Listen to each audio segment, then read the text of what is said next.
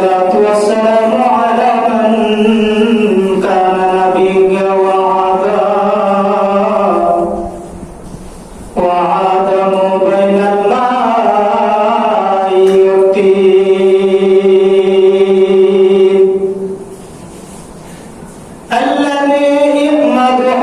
حمد بعد حمده وعليه وأصحابه أجمعين. أعوذ بالله من الشيطان الرجيم. بسم الله الرحمن الرحيم.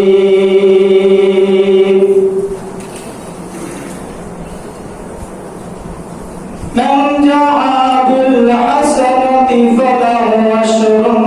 أمثالها. آيات الله صلى الله عليه وسلم